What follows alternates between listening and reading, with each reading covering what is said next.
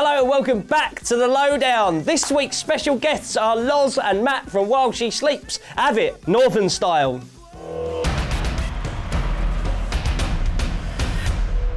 Welcome to the Lowdown, Matt and Loz from While She Sleeps. How you doing? Yeah. Right, first things first. How's your voice?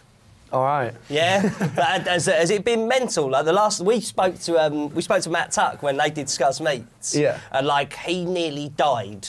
So there's I was chatting to him last night about when he pushed the red button. Did he tell you that story? Like he said that he woke up in the night and his voice had his thing had closed up. And he woke up in the night in the hospital where it was like couldn't breathe, and he was just he didn't know what to do, but he saw a big red button and went oh, that'll do, bang, like that, and they had to come in and panic something, and he's there. Wow, wow. No, exactly nothing that crazy. Good. It's been pretty cool. Good.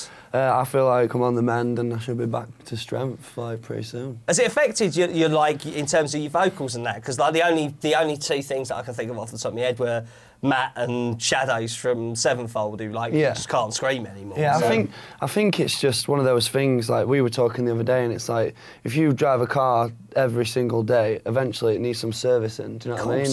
And I've been screaming my head off, shouting since I was 16 years old, trying to get in bands and do my thing. And I think it's just got to that point where it's caught up with me. Do you know what I mean? Yeah, and of course.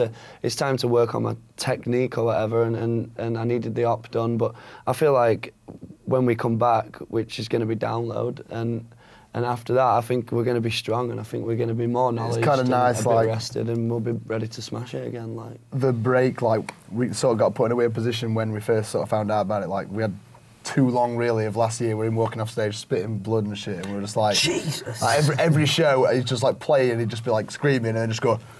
And just put it to me, and I'd just be like, for fuck's sake, man. Metal as fuck, though. I was just looking around on the floor, and I kind of liked it at the same time as I hated it. Just but you know. And we sort of stopped touring, and we're like, right, we've got to fucking sort this shit out, do you know what I mean? And it was quite dramatic, do you know what I mean? After surgery, it's a 6-month recovery, man.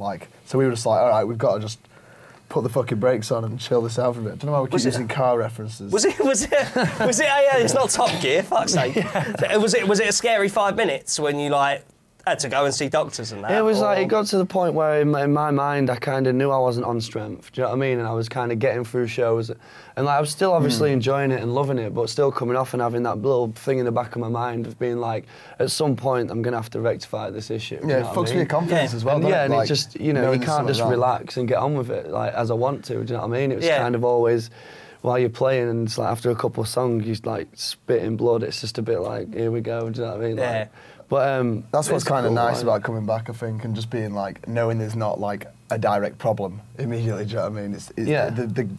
The bit of time we've had off has been kind of nice for us, and it's always a bit of a blessing in disguise because we finished the music on the new record, and we're going to do the vocals after the Download, basically around that sort of time, and it's just been, we wouldn't have done this record if we'd have not been forced to have this time off. Yeah. And I'm super proud of it. I think it's the sort of found our sound record, but we wouldn't be here if it weren't for the shit that we kind of got put into. It seems to be a bit of a theme of ours to have a problem before an album.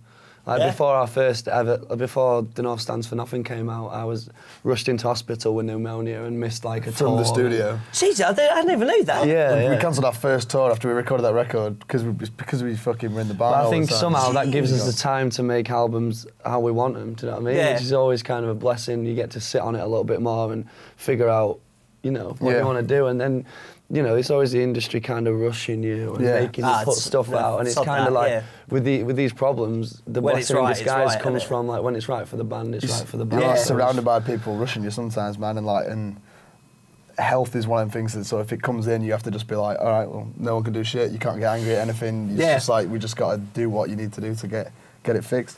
And I feel like we've just gone through that time, and it's we're looking forward to just fucking coming back out, man. Everyone's itching. So the writing of the record, how would you describe what you've written? Because I must admit, going from The North Stands for Nothing to This Is the Six was a massive jump. I mean, I was more than familiar enough with your band, and then the first time I heard This Is the Six was wow, there's so many ideas in one place. It felt like a Tool record in that it took me 6 or 7 listens before I really, really got inside it and understood all the terms and paces and everything. Take that, man. Exactly. You have to give it you have to sort of take it in, and like digest the record before you can sort of decide if you like it or not. Have you done that again? Like basically Yes. just like kind of like taking everything that you feel the band's capable of at this time. And all the best parts that we like about us, do you know what I mean? We've just done that and then put it on steroids kind of thing. It's like, I can't fucking wait to get it out, man. So like I saw you, I think it was like Warped or something like that, or like you'd been off tour for a couple of weeks. But Warped UK? No. I think this was like a year ago. Like not the Warp that you just played, like the one before. Yeah. Right. I'd seen you and you'd just been off tour for a couple of weeks and was like, oh, I'm dying to get back on tour. So after being off of tour for this amount of time, like I can imagine like the run up to Download has just been like, can we go on stage yet? Can we go on stage yet? Yeah. We've just been going camping, dude, because it's like, because it's a free way of travelling. Do you know what I mean? Yeah. And it gives you that same kind of feeling of like, oh, I'm fucking. That is desperation in the harshest of ways. I've just been getting my skateboard out and just going proper hard on it. Nice. Like to get that, like you get your 45 minutes, half an hour on stage, and that's my time to get my aggression out, and that keeps me levelled for the rest of the time. Do you know what I mean? It's like my workout. Are you going to be doing any new stuff at Download, or is it just a case of like the songs aren't finished yet? So They're not done yet, and we don't. I think like we've talked about idea a little bit, but I think we don't kind of. I want it to come out like right and ready. I don't really want everyone to be like, I've heard a bit of new stuff live. It's like I kind of want. And you know someone's just going to rip it and It's put just, it on yeah. YouTube or something. always So what it's I like- fear. I want it to be like, I want people to get it properly. Like we spent 6 months recording music, man. 3 months on guitars, which is fucking insane. Like, It's bless our lovely, that, innit? producer for doing it, but like we spent some days just tuning a guitar for the whole day. Wow. Who produced it? Carl Bown and Colin Richardson. Oh, nice. Same dudes who did the last one, but we sort of tweaked some things that we wanted to sort of change sound-wise from the old record. And Nice to have that time though, to just be able to sit there and go, Yeah, so and, I'm like, not- get it exactly how you want it Yeah, to sound. totally. Like, I'm not willing to give someone like a boshed out version when there's this like golden one we spent so long on, do you know what I mean? I always think, is he a nightmare to work with in terms of the perfectionist level? Yeah. Love it. That's why the records sound as good as they do. Stick around while she sleeps, going to be answering your questions in a bit. Hello and welcome back to the final part of the Lowdown. Don't cry tears from your face though. It's the official Download Festival TV show with me, Bees. Let's crack on with your fan questions for While She Sleeps. Welcome back to the Lowdown While She Sleeps. Your questions. Anthony Gillen says, have you ever thought about collaborating with other artists or bands? yeah, Yeah? definitely, yeah, like, a lot. Like, especially like bands that influence us. You always have that. I'd be wicked to get them. I on love the track of possibility ours, of like. working with like some of our favourite people, definitely. Any chance on the new record? Possibly a couple of homies. Surprises. Ah, nice. But Andrew Newfield was on This Is the Six as well, and he's a massive, like, he's one of Comeback Kid and Sights and Sounds are like, we're big fans, so that was It was cool like for a that nice album. thing to have him here. Radness. Tyler Cobber Joel says, who is she and what are you doing while she is asleep? We're out partying. Always. Kyle Waite says, I'll leave that there. Are you surprised by your own success? Says you were jumping from playing stage 3 in 2012 to the main stage this year. Is that a thing? Like, are you? Yeah, but we don't look at it like. Yeah. It's a continuous effort for us, and it always has been for the last fucking 10 years, pretty much. And it doesn't really feel like it happened overnight for us. It happened over the course of a long time. We're always like, really? That's wicked. Like, constantly, do you know what I mean? And like, obviously we like appreciate the support from everyone, and you know, like, stuff's going on like good for us, and so it's like we're always surprised It is. about. I slap myself in the face a bit, do you know what I mean, and be like, hold on, main stage? The main Do you know stage, what I mean? I'm like- seeing the main stage at Reading, seeing you lot on the main stage at Reading, Yeah, you man. killed it, but like Same. B was just like, Sounds like I said yeah man to that. We it was just totally like, wow, the sheer scale of it and being able to translate that easily from Yeah, like walking out there was like that as well. It's just like Leeds, like but looking behind the curtain. like, Leeds where must have been people are even more walking in. mental, wasn't it? It was. I think we got a lucky thing in Reading because it was like the Friday and people were like really fresh. I think in the Saturday you could tell that people had like Hungover. been Been on out the a little hills bit. all night. It was And like, maybe because they're Northerners and they're a little bit more like, I don't know, Hey, a little bit more rough and Reading. But like they were both fucking awesome. Like Blinding. Lexi Drums, would you rather have a man's top half and a woman's bottom half, or vice versa? Bit perverse, bit weird, that, isn't it? It's weird, isn't it? I'm gonna go. I'll have a. Oh. Is that one of them questions? Do you want titties or a vag? Is a simpler way of putting it, isn't it? Nah.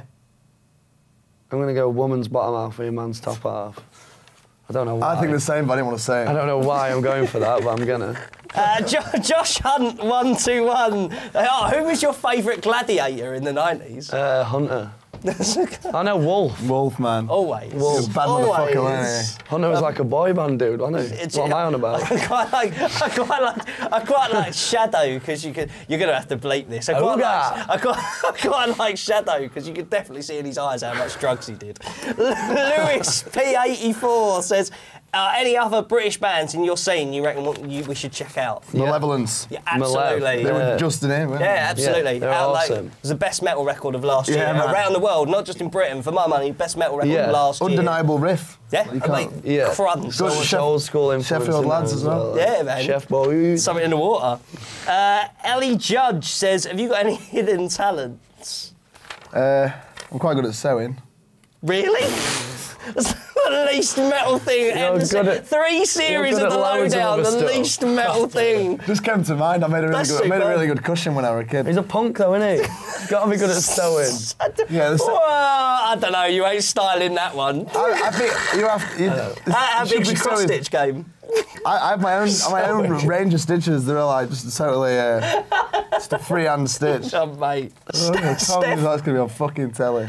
Yeah, man, that's definitely going in. Georgia Watson says, if you could make your own flavour of crisps, what flavour would it be?